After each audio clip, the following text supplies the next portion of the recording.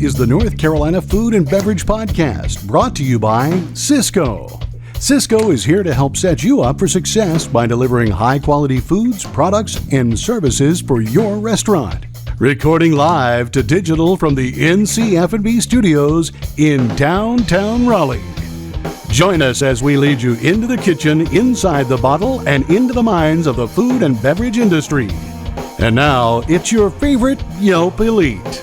It's Max Trujillo and Matthew Weiss. Hello, and thank you for listening to the North Carolina Food and Beverage Podcast. I am your co-host, Max Trujillo. And I am your co-host, Matthew Weiss. And today on the podcast, we have a very special woman joining us. The first time she was here 3 years ago, she was a 0-time nominee for the James Beard Awards. And now, of course, thanks to the NCF&B bump, she is a 2-time James Beard Award Best Chef Southeast nominee, one Preeti Waas. Yeah. A lot of fanfare. There's a lot of fanfare for you. You should have seen the cameras clicking outside the studio today when she was walking up. Yeah, we had to get our security over here just to make sure that she can get in. That's why she was 15 minutes late. That's right. That's the reason. Oh, you really needed to out her right there? I mean, really? It was the parking. It was Raleigh parking that was the problem. Say, let's talk about Raleigh parking, shall we? It was the parking. Okay. No, the parking. Welcome back to the studio. Thank you. I think, I think it looked like this a little bit when you were here last year, or 2 years ago, I guess. 3 years ago? It was 3 years ago. It was in 2021. Holy cow. March of 21. Yeah. And then we built your career based off of this podcast. You're welcome. Thank you. And then, very much. No, I kid. You built your career, and you've made such an impact into this food and beverage industry in a very short amount of time. Although you've been doing this for a considerable amount of time, but boom, it's like watching the Grammys and they say best new artist, but the guy's like, I've been playing for 25 years. It's just now you finally know you recognize who me. I am. Does it feel like that a little bit? Does it feel like you've been around for a while, but now you're kind of new and fresh?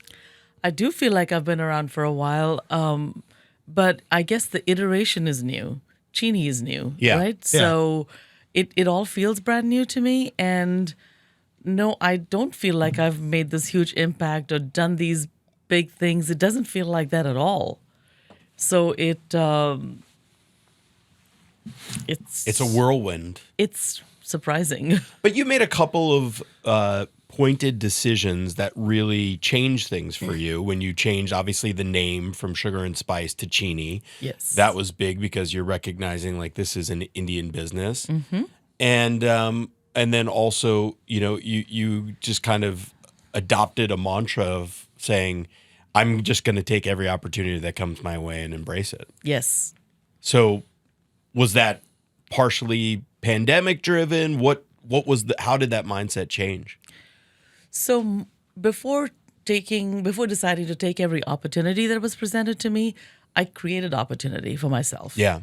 Because after the YMCA here and then the YMCA on Hillsborough Street, the YMCA on Hillsborough Street really showed me that two things. One is that people, I guess, wanted what I was cooking. But secondly, they weren't willing to come into the Y specifically for it. Yeah, and can I just, for those that don't know why you're mentioning the YMCA, your small little cafe, Cheeni, which was it was just a kiosk. Down here on Fayetteville Street. Which, you could literally see from my vantage point because Yes. the YMCA is right across the street. But you were in the lobby. That was your first location. Then you had a second one on Hillsborough near NC State. Yes. And that's kind of where you got your start with that concept. Correct. Okay. So then... So then realizing that why customers, some of them, of course, were very fond of Cheeni and what we offered, but not enough. The numbers just didn't make sense. Yeah. I mean, to be fair, I'm not thinking about I need my veggie puff. I'm going to go hit the YMCA, grab a veggie puff and a chai, Precisely. Yeah. And that is what happened. But I think age and wisdom play into this in that I was quick enough to realize that was the drawback. And as much as I absolutely love the partnership with the wine, what they had provided for me, and the fantastic partner they were throughout lockdown and all that, because lockdown happened 4 months after we opened on Fayetteville Street, Yeah. and all of that, just being able to step back and realize that either I close what's happening in the why Cheeni ceases to exist, or I go bigger and brick and mortar and bring into a space everything that I had been wanting to do, things that I thought I was good at, which is teaching cooking classes, the bakery, and, a small little cafe. That's really all I was attempting to do with Cheeni Indian Food Emporium. And also very strategically deciding to place it in North Raleigh, which is nearer to my home, which also felt like, that outlying sort of area where there's just not a lot of independent businesses. And also, I've said this before, I say it over and over again, deciding to stand against the tide and not offer the Indian food that people expect in the country. Well, and So yes, I made some very pointed decisions. yeah, I mean, you seemed like you knew what you were doing, and I know you, and I mean, heck, we kid around, but like you let us into your home while our house was being remodeled, and you let us stay in your like studio flat, which was so amazing and cool. Cool house, by the way, everybody. But Thank and cool dogs, and well, my condolences Thank to your you. little one. But I didn't know at the time, and it almost felt like, dare I say, dark times when I went to the Hillsborough YMCA, and I like went in there. I was like, oh, I'm gonna go in there and get some cookies or whatever. And I walked in and it wasn't there, and I went, oh no, like what's happening? And then like I looked it up, and then I looked to see, and it looked like Cheeni went away, and I was like, oh no, like what's happening? Is this another casualty of the pandemic and all that? And I felt so sad. Luckily enough, we communicated, and you're like, oh, I'm working on something. It's coming.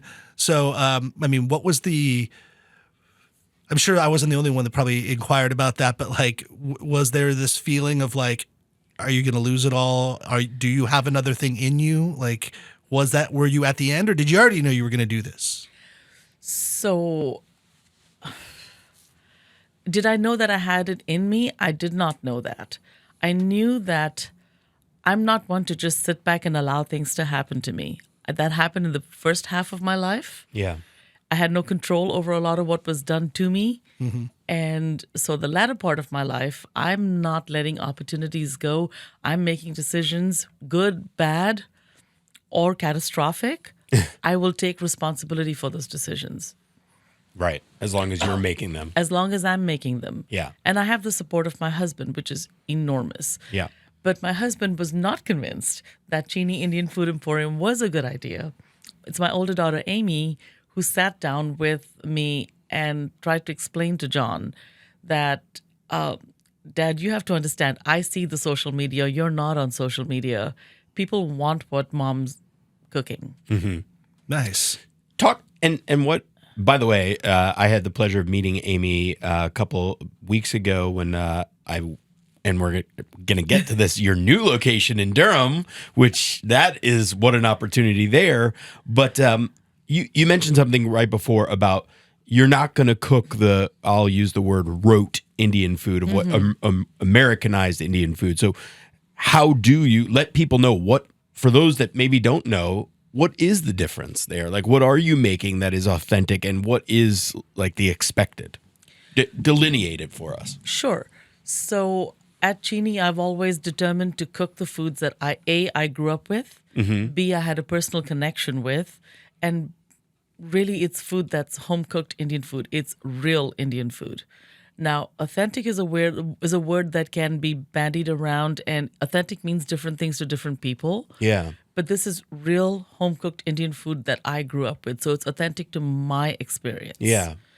And also what I've fed my family, right? So the nourishing of your children once you have them, it changes things. It changed things for me. And so I didn't want to feed them what I saw, dare I say it, other American families feeding their children. Yeah. Sure. That's how I kept my heritage alive to my children, is through the food. And I felt as an Indian myself, when I go out to eat, if I'm craving Indian food and I don't want to cook it because it is very labor intensive and time consuming, Yeah.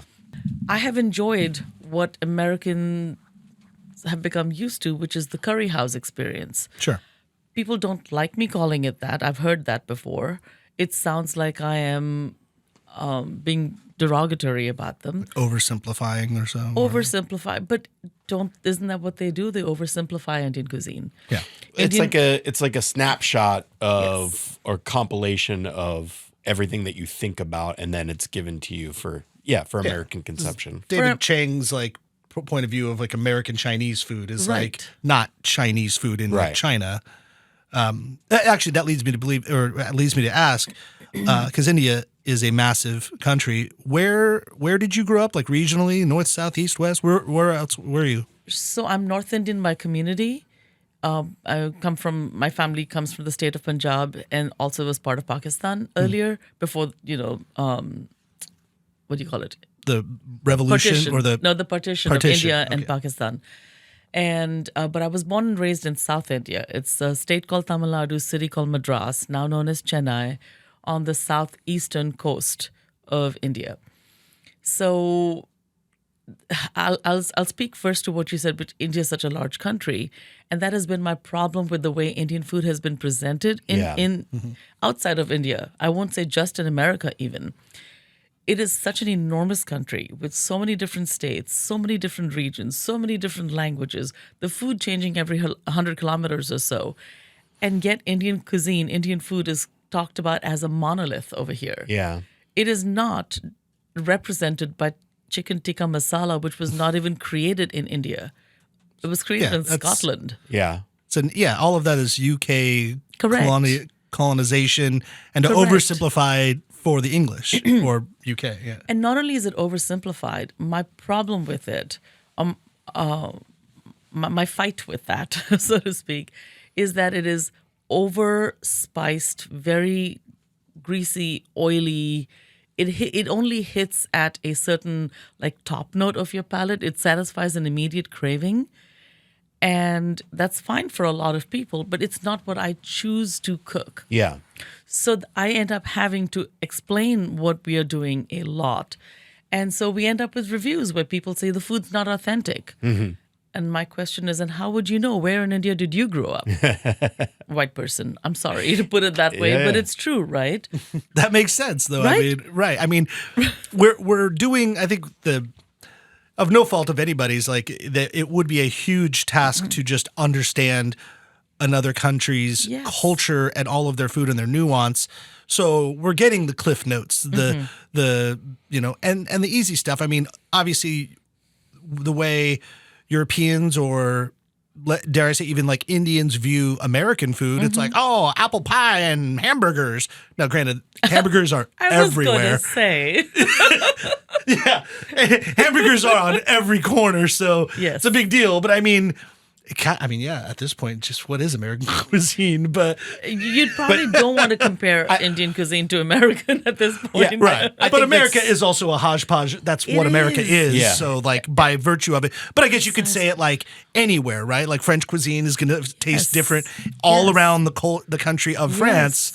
But we had to dumb it down to sell it. This is like what sales guys do, It's like we got to market this crap. Like, how are we going to get it? No, but no, I have a point to that, which is you talk about the cuisine anymore of France and Italy and whatnot, and people talk about terroir and Parisian cuisine and cuisine from Provence, and so when they're considered like those white, well-known countries, you can talk about regionality, Right. But when it comes to Mexico, China, India, cheap immigrant cuisine, that doesn't matter. Yeah. But I do think, devil's advocate, I would say, I think now in today's world, all of those places are getting their due because we have such a better form of communication, be the internet, social media, whatever you want. Like people are starting to understand the difference between like Oaxacan food, Of course. from just like, Mexico City, like Absolutely. there's a huge difference, but like would we ever have given a shit about that 15 years ago? Well, let me put it this way. And every person who is responsible, whether it be a chef or a food writer or a travel writer, anybody who has brought that to the forefront, made the distinction, made people aware of that, we're the ones who first get attacked. Right. You know, I think that word, you said it earlier, that authenticity, like, let's throw that word out the window. Yes, please. Because it's what you're saying. This is the food that I made, that I grew up with. And so it's authentic to me. And it doesn't matter what your predisposition or connotation is of Indian food. This is my Preeti's Indian food. And that's also like, I love that. I've said this before, but I do a monthly supper club at Pimento Tea Room in Holly Springs. And Christy Griffith, the chef there, always talks about her food, and she does really pretty wild flavor combinations. It's really cool. But she says, this is my like homage to Italian cooking, or my homage to Indian cooking. This is like how I experience with Southern ingredients. So, and she always says, she's like, so please don't come here with like, you know, your comments about authenticity. This is just how I experience it, you know? And I want to get more talking about how that relates to your new restaurant in a very beautiful, thriving food community, and it takes a lot of commitment. And so we're going to pause. We're going to get there, but we're going to pause for a quick word from our proud title sponsor, Sysco. Yeah. Because Sysco isn't just our partner, they've also partnered with local ranchers and growers and producers and any other distributor in the industry. And that's why their commitment to community is unmatched. It isn't enough for them to be the global leader in food service. Sysco's mission also has heart. A heart for food, a heart for service, and a heart for community. And how do they follow through? Well, supporting farm-to-table initiatives to deliver the very best local products, partnering with food banks and nonprofits to help other underserved communities around the world here and here at home, and fighting hunger, because isn't that what food service is all about? Visit Sysco.com. That's SYSCO.com to learn more about their heartfelt commitment to community. Sysco, at the heart of food and service. Speaking of something that's at the heart of food, is I want to give a very special shout out right now, Max. Oh, yeah? Yeah. Are you talking about because it's Valentine's Day? It is very close to Yes, it is Valentine's Day. This comes out on the 8th. On the 8th. And we have somebody that loves us so much. Yeah. They love our dulcet tones, our beautiful, funny quips, our friendly little banter that you and I give each other back and forth. Our insight into wonderful local community chefs like Preeti over here. Yeah. We're talking, of course, about... Of course we're talking about... We're talking about Brock. Yeah. Brock Smith and his lovely lady, Kayla. Brock, you're like, wait, what's going on? Why is my name being mentioned right now? Well, your lovely lady, Kayla, informed us that you are a loyal listener, having been from Fort Worth, Texas, and boasted about how great Texas's food scene was and how the Triangle was lacking until you found out that there was the North Carolina Food and Beverage Podcast, and then we blew your mind. Yeah. So thank you for being such a loyal fan. Happy Valentine's Day to you and Kayla, and keep listening. Yeah. Happy Valentine's to everybody. And Preeti, happy Valentine's Day. And to our ladies as well. Sarah, Felicia, happy Valentine's Day, ladies.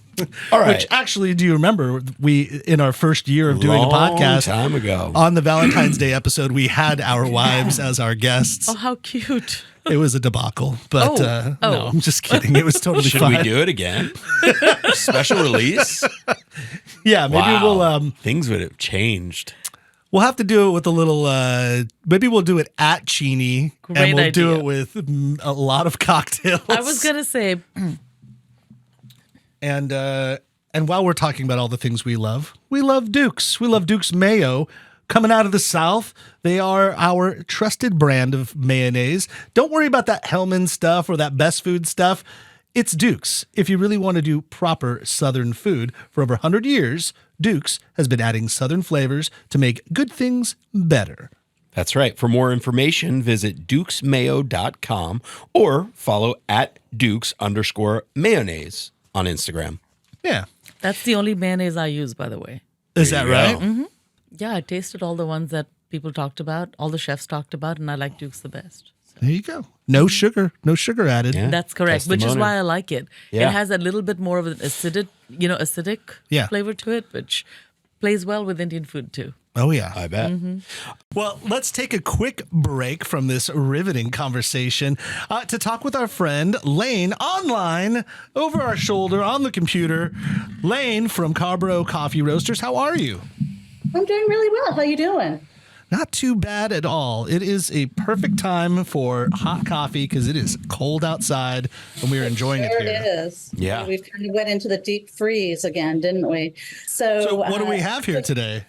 So I was really excited to share this coffee with you. It just came in to our roastery and we just literally this week, yesterday, roasted it up. So this is a coffee from one of our longtime partners, Jose Arnold Paz Mija, and he's from Santa Barbara, Honduras. This is a coffee that was a very special coffee that was named after his mother. So his mother passed away several years ago, and he took up a plot of his farm and dedicated the land to his mother. And so he harvests every year. He has a harvest of this coffee that's called La Perla. His mother's name is Pearl. And it's really a beautiful coffee. It really definitely reminds me of a spicy plum pudding. And it has some really beautiful flavors of spice and rich tangerine. And it has some honey flavors. And it reminds me personally of hanging around in my grandma's kitchen in Buffalo, New York, while she was cooking dessert for the family. So this is a super beautiful washed blend of Katura and Katuai beans. And we only get it once a year. There's usually enough for about 8 weeks of drinking, and I enjoy it every year. Wow. Well, thanks for bringing us Yeah, something. thanks for sharing that with us. Yeah. It's delicious. It really it's is. delicious. Well, thank you very much. Make sure you go to roasters.com to find out more, and we'll see you next week. Okay. Have a good day. Thanks, Lane. Thank you, Lane. Bye. So back to our regular scheduled programming. You got your nomination last year, first nomination. It was a surprise. You didn't know. Your reporter called you and you're like, are you telling the truth? I think this is like Yep. scam phone call. That's correct. The James Beard Award's big to us because we're in the industry. But then you think about it like, oh, does anybody else really care about these things? Yeah. Right. For the first time in the next month following, you turned a profit at the original location at Cheeni. Yes. Do you think that's like directly related to the nomination and the publicity that brought? Do I think? No, I know. You know. Yeah, it was significant, right? It put us on the map. Yeah. That's Well, I will say Edo Carolina put us on the map before that. Right. When they chose us as Restaurant of the Year for Carolinas That's right. in 2022, a few months after we had been open. Right. Huge, enormous. And then the James Beard semifinalist. and of course in combination with winning the NCF&B Pody Award. Absolutely. Was, Yes, you were our Tremendous. first person of the year when we Right? decided to do it. We stand by it, and you've yet to make us take or rescind that accreditation. So that's like on the table. You could rescind. Oh. the- we're in cancel culture, my friends. At any time. Oh, It's man. just kidding. No, we love all you guys. Yeah, I don't think Preeti's in danger of being rescinded. So anyway, that goes to show you. I mean, wow, that's pretty impressive. So you turned a profit. Or fast forward to the next year. How did the Cheeni Durham location come about? Very unexpectedly. Mm-hmm. I was not looking to expand. I was not. I mean, yes. So we turned a profit after we made a profit the 2 months after the semifinalist list was announced, but that doesn't mean it's sustained. Right. Last summer was the most difficult summer for most restaurants. Yeah. It was awful. yeah, uh-huh. Yeah. It was Some of us don't exist any awful. longer. I don't know how we do. Well, I know how we do. It's because I don't. It's because my husband has a job that supports me, so I've not made a penny from the restaurant. I've just tried to stay afloat. Yeah. It's been very, very tough. Yeah. And somebody else who's in the food industry, I don't know if they would want to be named, but they are big. They frequent Cheeni a lot, and they asked me in the middle of summer last year. They said, if your food, if what you're doing was picked up and put somewhere else, you'd have lines out the door. But, Yeah, like more foot traffic is the right, idea, right? because we're Yeah. standing in an empty dining room. He says, with food, the quality of yours, Was that person talking about the specific location or being specific location. Okay. Yeah. They weren't making a referendum on Raleigh No, in general. Okay. no. Because just a for those that don't know where Cheeni is, it's in North Raleigh, but it's Yes. like North Raleigh. It's Yes. outside the 540 belt line. It's, you know what, everybody, it's where I go to get my my dermatologist. It's right there. Well, now, well, okay, now everybody would everyone know listening that. knows. Yes. Yeah, it's Max's dermatologist. Right. so, My yeah. old dentist's office with the jellyfish. It's right there, off Ravens Ridge, that area. Yeah. So you know. Speaking of which, colonoscopy day after tomorrow. It's a lot of adult glax in my future. Second time you've mentioned your colonoscopy. Thanks. Is that something on your mind? Max? It's not necessarily my mind that it's on. No, it's It's somewhere else. Getting old, Max. So I recommend it though. Getting old has done great things for me. Oh, yeah? I mean, I turned 50 and shit started to happen, man. It was pretty great. That's unbelievable. Like That's good to know. Yeah, that Oh, is yeah. good to know. I only Oh, got yeah. I only got 4 more years to get there. Maybe I'll wise up one of these days. Although women mature faster than men, so it might be like till I'm 55. Maybe. You know. Who knows? Anyway, back to the Durham location. Yeah. So you I wasn't looking, and this gentleman said they're in the industry, they're very successful in it, and they said, "Why don't you move, Cheeni?" I said, "I can't afford to. I can barely afford to keep the lights on. Yeah. I can't pick it up and move it somewhere else." And they said, "If you ever decide to move or open a second location, let me know, and I'll help you." And no, they said, "Let's have a conversation. I'm willing to have a conversation." So then fast forward to running into Liv Jorgensen. Liv Yeah. Jorgensen, mutual friend of all Yes. of ours. Yeah, she's a broker for Maverick Partners. Exactly. Liv Jorgensen Weiss, not Yes. Weiss. Yes. Yeah. Liv Jorgensen Weiss. Weiss. So ran into Liv and she says, "Hey, I've been meaning to email you. I just think you should look at some great properties in Durham." And I said, "Liv, I don't even go to Durham. I'm in my little bubble, And she says, "Well, we'll chat." So Liv, Bruce, her business partner, and I, we met at the Durham Food Hall. And I see the Durham Food Hall sticker on your window. Oh. Yeah. We met at the Durham Food Hall. We chatted.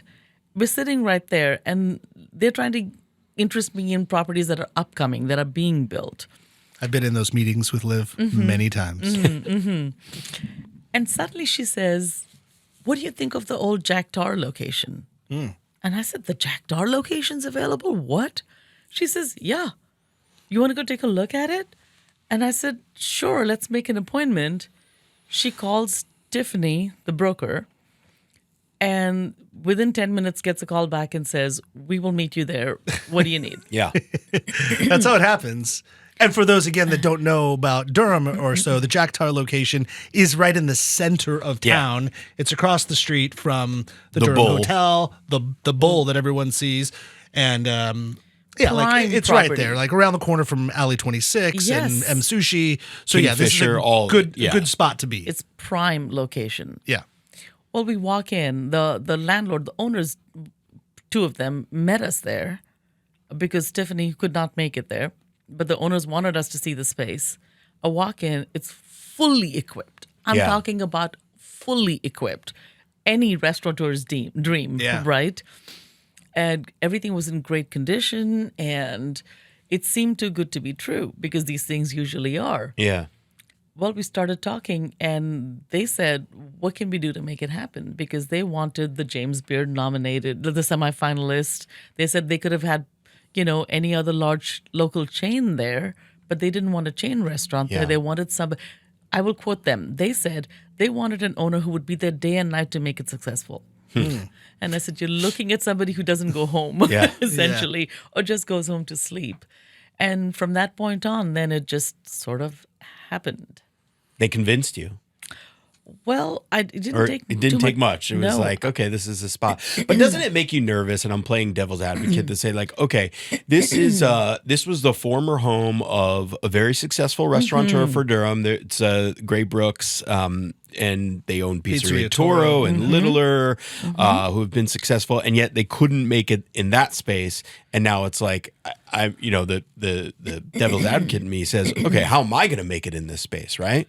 So here's the thing. I didn't know that they couldn't make it in the space. I don't know what made them leave the space. What I know is that Jack Tar was very successful there. I've dined at Jack Tar, you know.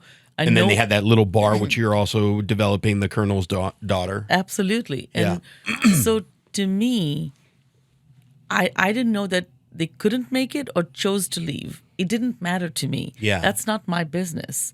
All I knew is that if I was being given this opportunity, I was going to take it and see what would happen. And if I failed, I would fail spectacularly because that is just such an, visible location. It raises your visibility in many ways, not just in one way, right? Yeah. So if I was going to fail there, I was going to fail spectacularly, but I would say that I tried. If it was going to be successful, my thought process was that it would be at least moderately successful. Yeah.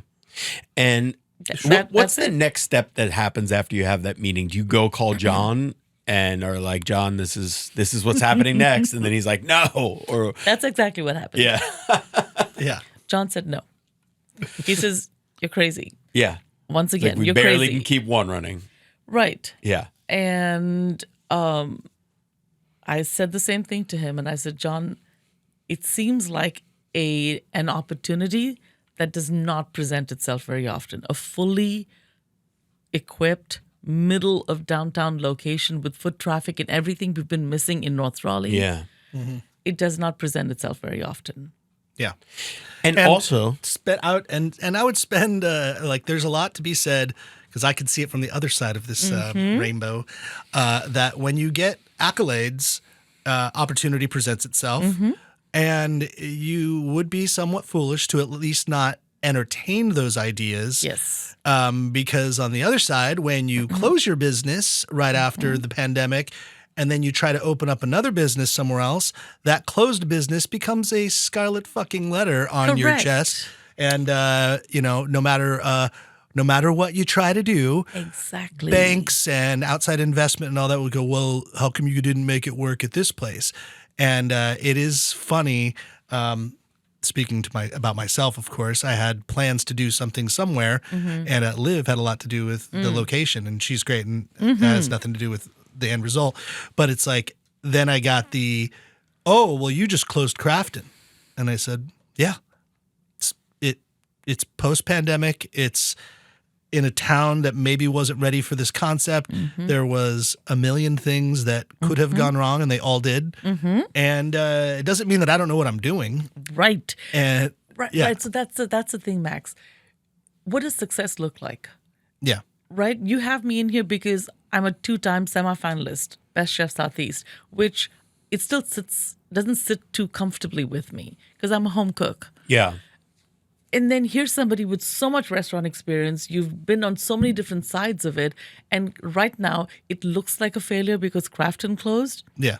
This is such a ridiculous business. It is brutal, and you can do everything right, and it will not go right as an end result. Or you can do everything wrong and stupid, and it could look successful on the outside. Yeah. It is. It's a bitch. Yes, it is. Yes, it is. And you literally just put one foot in front of the other, and you make it from one day to the next, and really, that's it. And that doesn't mean that you feel confident and comfortable about what you're doing. Every day is a crapshoot. Isn't it though in this business? And Max, I know this is probably a sore point for you, but like, and maybe this is in my mind, but I'm pretty sure a lot of people say this: when you're a restaurateur, getting to the second location is like the golden nugget, like the golden ticket. I don't know this. I've heard that getting to the second location is the toughest thing. It's harder than opening the first one because because you're running two. You're doubling your problems. Yeah, well, you're already doing it, but then also like, I mean, to make a music metaphor, that first album that you write, you had your whole life to write that album. Yeah. But the second album you write while you're on tour promoting the first album. Yeah. And so you're like, you're not refining to now stop the metaphor and go back to the restaurants. You're not like rewriting recipes and changing all these things and fine tuning everything for the second location. You're just going like, okay, the first one's kind of moving, and I'm going to make the second one a lot like it. And I learned a lot of mistakes, and I'll fix those on the second one. But also, we just got to go, because the one thing you don't have the luxury of is not being open. Right. And you know that too. You don't have the luxury of time and money. No, my partner and I, Kip and I mean, you know, one day, I mean, Matt knows this, we recorded Craftin' episodes twice for the podcast. But the first time, it was with, we featured somebody on the show that didn't work for the company 2 days later after we recorded the podcast. So it was like, well, maybe we shouldn't release that one. And then we went to record again, and then it was just like, this isn't working, because we knew we were going to close it, and it's like, maybe we shouldn't release this podcast. But we were trying to get the second location going. We were trying to get the third location going. And that was ambitious, but also it's what I've always heard, like the only way you actually will make any money in this business is with multiples. Yes, I don't that's know what I if heard too. That's what you were thinking. That's where I was getting at. Yeah. No, I wasn't thinking that. I hadn't heard that until after I opened the second location, and somebody told me that. I think it was the day that I came started with Matty Beeson. That's He correct. said Matty's the one who said the second one is really hard to open. It's the third one that'll make you money. Yeah. That's Yes. what he said. Yeah. Yeah, and Matty Beeson obviously knows. I think at one point Right. he had 7 locations of different concepts in Durham that were all relatively successful. And He's the cider guy, for those that have Yeah. listened and held true. equivalent to a Cicerone, but he was one of the foremost cider authorities in this country, and he was actually on like one of the first 10 episodes that we recorded. Brock Smith knows this, because Brock's been listening Brock, to all of course, them. knows. Right, Brock? Good job. So, okay, two questions come to mind. First one, does Cheeni Durham location differ from the Raleigh location in terms of menu? Yes. Okay. How so? We, because the kitchen at the Cheeni Raleigh location is tiny. That used to be a bagel shop, and I forced a Type 1 vent hood in there. Wow. And we cook on a very small scale there, but we ended up having to cook on a large scale because of the numbers of people that came to Cheeni. But the menu has to stay limited there because I just simply don't have the capacity. Yeah. And in Durham, we've got this line kitchen and a prep kitchen at the back, enormous. And all of a sudden, I could play. I could do more of what I wanted to do. And it's table service at the Durham location, which also changes the game in the way we present the food and what we're able to do. It's not just a cafe, it is a table service, full service restaurant. Yeah. And by the way, Max, have you been yet? He has not. I only went there to say hi. Sorry, I've been licking my wounds at home, not leaving the house. So there you go. Well- preparing for your colonoscopy. But the menu there, talk about that, because that's an impressive thing just to begin you. with. The menu is a food guide. So by the way, we opened, from the time we signed the lease to opening Durham was 3.5 weeks. That's insane. Yeah, that's nuts. Insane. That was the thing I was gonna say, is like, you don't have usually a lot of time to just iron out all the details, and sometimes you just gotta open, and it's a mess, And you kind of chaotic. figure it out as you go. Correct. But you need to start bringing revenue in, essentially, so that you can start Absolutely. paying these bills. But I will tell you the one thing that we did right, and I credit that we did correctly, and I credit my older daughter Amy with this. The idea was collaborative, but she's the one who designed the menu. The menu items, of course, are mine, but we decided we were going to do a food guide, a menu guide, because I went at it from the perspective of what works against us. Again, as a cuisine that is not familiar, as I'm making dishes that are not familiar to a lot of people. What am I going to do? Train multiple servers on those dishes, and they cannot represent it correctly. Yeah. They won't pronounce them correctly. They don't have inherent in them. And then they only work there for like a week Precisely. or 2 or a month, and then you got to do it Precisely. again with somebody else. Exactly. So I did not want to train servers. So I wanted the menu to do the selling for us. So in doing the in trying to make the menu do the selling, we didn't want to sell the menu as much as we wanted to sell the story behind the menu. And so my daughter, because these experiences are true to her and me, to her, her sister, my husband, me, this is our real life. Yeah. And she simply took that and interviewed me, so to speak, got my feedback on all of the recipe, all the menu items and why they belonged on the menu. And she took those stories and she created this menu guide. Yeah, it's is unbelievable. impressive. I mean, honestly, you should publish it. No, I'm not joking. I mean, it has incredible stories, and it's broken down regionally. Is It that right? is, So you really absolutely. are telling the story of not just one Indian cuisine, but multiple regional That's Indian correct. cuisines. Yeah. Yeah. Yeah, well, speak to us about your daughter, because like going back, like when I was staying with you for a while, I believe both of your daughters were in college at the time, Yes. right? And so your oldest daughter, remind me her name? Amy. Amy. She's back now. She is. And now Working she's full-time. for you, working for Cheeni. With me. With you, sure. So give us a little background on your daughter. Like, what does she know about this industry? What does she bring to the table? I mean, you already mentioned it with the menu, but how is it working with her? It's working very, very well. We do butt heads sometimes, which is good and natural and necessary sometimes. But again, when you talk about, this looks like sudden success, but I opened my first cafe in Tulsa, Oklahoma in 2008. Yeah. Amy was 8 years old and her younger sister Ellie was 5. Yeah. And I opened a cafe never having ever worked in the food industry before. And major disaster. The food was great. People loved the food, but I had no fucking idea what I was doing. But Amy was a very shy child. She would not speak to people or anything. And suddenly here she was helping me in the cafe. And that's where she developed her outside personality, is what I like to say, and got comfortable with speaking to people. And she saw what that meant and how much of myself was in that cafe. So Amy and Ellie really have grown up alongside me. That's where they came. I mean, every day from school, they came to the cafe. I had a little room for them when they had those chocolate chip cookies for their snack with a glass of milk. And By the way, when I came to visit, I was actually there on my day job to be Yep. like, oh, what's in there? I didn't even know that you had opened in Durham.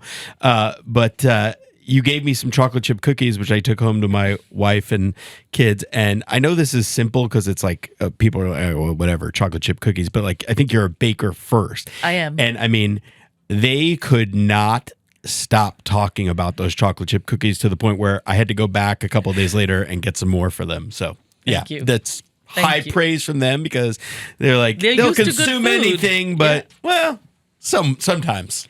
But yes, that's where I first started making. I was making those cookies before then. Yeah. And that was my signature item at my cafe as well. We baked the bread from scratch. We did everything. Anyway, so Amy has sort of grown up in the industry, even though I was out of it for a little while. She went away to college. She got a dual degree in English literature and religious studies because she wanted to be a history professor. Her plans changed a little bit. And after she graduated, she worked for a nonprofit up in Boone. And things kind of, as will happen with nonprofits, they don't run very well, most of them, especially in little towns, I would think. And she really was let down very badly. And at the same time, Cheeni Durham was starting to become a possibility. And so it happened to work for both of us. And I knew that I would like nothing better than for Amy to work alongside me. But I was afraid to ask her because I didn't want her to feel like she would be obligated to say yes. I wanted this to be a decision that came from her. And Amy, by the way, has been at the very heart of Cheeni from the very beginning. She's the one who started our social media. She's the one who was so invested in Cheeni being Cheeni. And then she moved away. She was like a part of it from the beginning. Always. Anyways. Always. And then my younger daughter, Ellie, worked at Cheeni for a few months last year. And so she was there when the whole James Beard madness happened and worked through it and all of that. So it is very much a family business. Yeah. And the fact that Amy believes in it so much and pours herself into this business, far more than her salary should make her want to do that. But she does it because she believes in us. Yeah, so I mean, selfishly, you do want your children to do something that's connected to what you do. You almost kind of feel like, I'm trying to pave this road so that it's easier for you to travel on. That said, I don't know if any of my kids are going to be podcasters or restaurateurs. I would highly encourage them to do other things, but they like look at what mom does as, marketing. Felicia's company, Food Scene, is killing it, and they're like, maybe I'll work for Food Scene, maybe I'll be a photographer, maybe I'll know social media. I'm like, yeah, you should do that. You could do really well with that. But here's the thing, I would not encourage my children to do work in the restaurant industry. It is brutal. Yeah. It is absolutely brutal. You should want to do that. And Amy wants to. Why? Because she believes in me. And do you know what that is for a parent to say, that your child believes in you and believes in what you're doing in Champions what? Everything, yeah. It's more than a James Beard Award. Oh my gosh, that is the very least of it. Yeah. Yeah. I'm not downplaying the award. No, I as a father, I completely understand that. For my children to be proud of what we're doing, it is everything to me. Yeah. Everything. Yeah, Matt, kind of connected to all of this, just thinking about like your boys, if they were going to be in the wine industry or so, makes me think of the show you just recommended to me. We're Drops watching of God? Drops of God. Yeah. If you're a wine fan, if you're like a real wine nerd, you have to watch that show. Yeah, on Apple TV. This featured this month. Yeah. No, but it's good, and it's you got get your reading glasses out, everybody, because it's in 3 English, languages. Japanese, and French, and they're dipping back and forth into all of them. So you're reading a lot. It's a heady show. I may or may not have fallen asleep a couple times, and Felicia nudged me to wake me up. But no, it's fascinating, and it is kind of about a daughter kind of like stepping into her father's role as like a wine master, like a sommelier or a collector in a way. There's a lot more to it, but check it out. Definitely check it out. But for me, what Amy does primarily is she embodies the spirit of Cheeni. Yeah. She embodies hospitality but my younger daughter Ellie is like that too. She doesn't work with Cheeni any longer. If she does in the future, she wants to. The door's wide open for her. But my children embody hospitality in a way that I've not seen in a lot of second generation. I'll say firsthand that when I came in, just like I was greeted so nicely, and offered some chai and water and whatever, and greeted really, really warmly. And I was like, oh yeah. And I didn't know who Amy was, so that was really cool. So now you have the second, moving on to talk about James Beard Awards for a second. Now it's a second time. It feels probably, I have to assume that's like, oh, I guess this is for real. Like the first time I was like, they messed up and like wrote my name. That's correct. Yeah. That is what I thought the first time. But now it's like, oh, it's they thought there was Cheeni Kumar. Right. Yeah. I'm kidding. We were saying this offline that you two get confused name-wise all the time. We do. Yeah. But this time Cheeni also. So they got both of you. They did. Well, they did last year too, right? No, Cheeni, because she didn't have Aja yet. Right. Yeah. But by the way, like this is the time for Indian food, right? Like I said this at our year-end episode, and actually that's a great segue before we even get in, because you have Aja. Aja is not Indian. It's not Indian. It's not Indian, I know. Yeah, it's true, but kind of inspired, could I say? Owned by an Indian American chef. Owned by an Indian American chef is more accurate. Okay. Yes. Yeah. Because Cheeni is so informed by her travels and her curiosity, and she delves deep into the world of food and flavors and spices, and so she brings that to Aja. But she does that like musically. Yes. She doesn't sound like Billy Joel. Can we just let this joke die? No. But she does like her. Garland wasn't an Indian restaurant either. Yeah. It was her own jam with her own. She was writing unique songs on a menu. She's always done that, so she's never really been deciphered as one style, which makes her really amazing for the community. She is, but the people who think of her that way, that's their own laziness, Yeah. Well, again, everybody, this is going back to why we only know Indian food as like Yes. what the colonization of India to Right. the UK does it. Because we need simple. We need to understand because It's also the human brain has to categorize things. That's how we understand them and relate Yeah. to them. You know, like it has to be a relation. or So- maybe that's just old post or pre-convention thinking, and we're trying to keep it going because we're idiots. Or we could just stop doing that and think like we don't think that way anymore. It's not an Indian restaurant. It's not a Mediterranean restaurant. It's not female owned. It's not male owned. It's just it's a fantastic restaurant. There you go. That's it. Yeah. It serves fabulous global food. yeah. Okay, but getting back onto the Back to point that anyways. of something that is going to be an Indian restaurant, you had something. You had a Tamasha is actually opening tonight as we Yes. speak. Well, they're not opening tonight. It's friends and family Friends and tonight. family tonight. Friends and And family I am tonight. going. Beautiful. I can't wait. I only had I was doing some staff training, so I had to taste a little bit of Chef Bhavan's food. But you had a great influence on them because I'll let you tell the story. Well, I introduced Bhavan to them. So Bhavan is at Tamasha because he reached out to me after the Beard Awards, Yeah. thinking we were some kind of, highfalutin restaurant. Yeah. And Because he worked at some really high end spots in San Yes. Francisco, and Yes, and Yeah. Chicago. So, but I had read that Tamasha was opening. I don't know the owners of Tamasha, and I didn't at that time.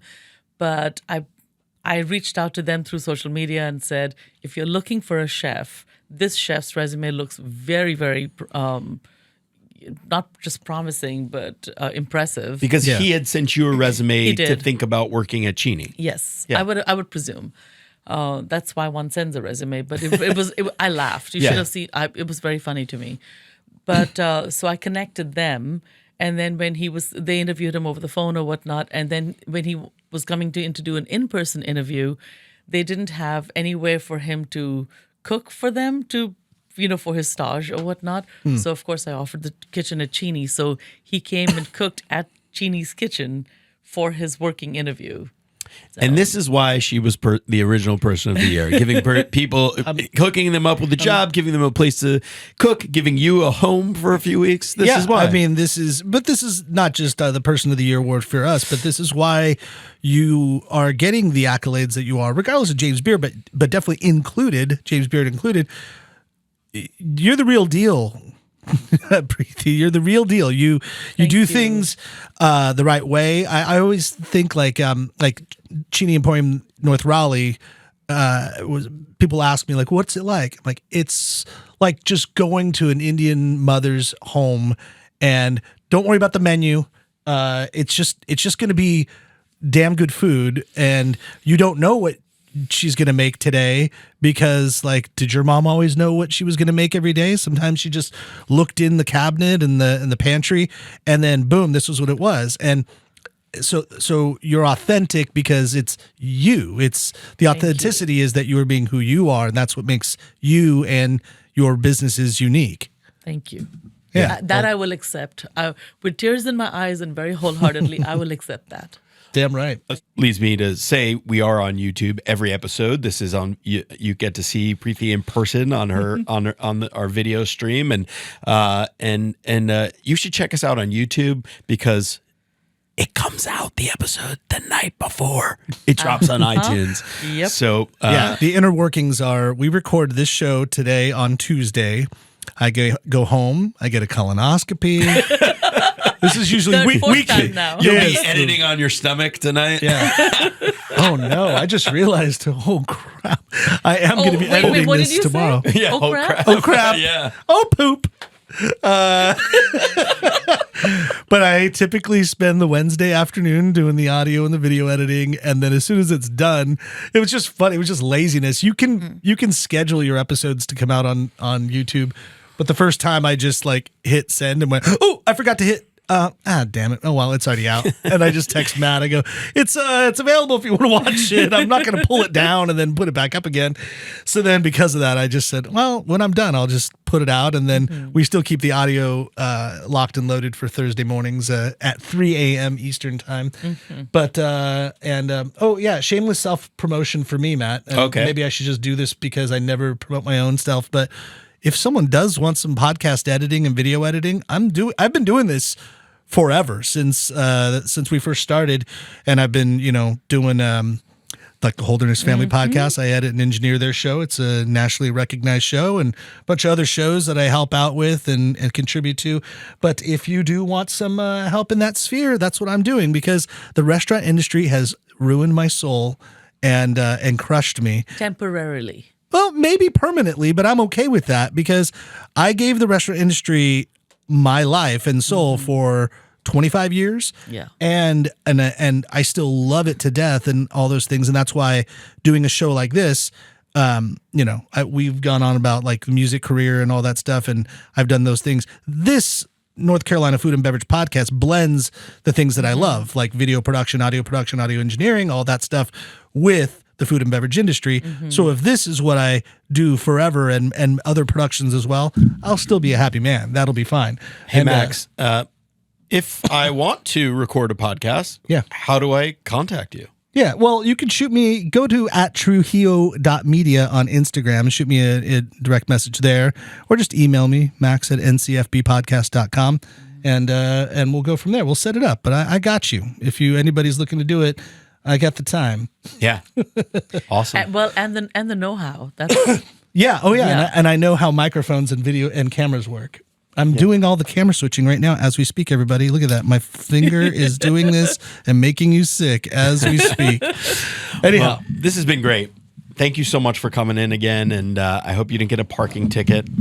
No, we got to get out to Durham, man. We've been talking about having a big dinner with a bunch of people. Like, we did just eat it at Oro with Kevin Ruiz, and that was fantastic. Yeah, it was. But maybe the next time we head out to Durham. To Durham. Yeah. Cheeni. When Well, you- Alexandra can't have a late basketball game, though. Well, tonight, everybody, she is in the finals. She won last night, semifinals. I thought that you told me they weren't even going to make the playoffs. That's what I thought, and they did make the playoffs, and they won. Amazing. Shout out to now Alexandra. They're playing Wow. against the dreaded St. David's, who kicked their butts earlier this year, and they are looking for retribution.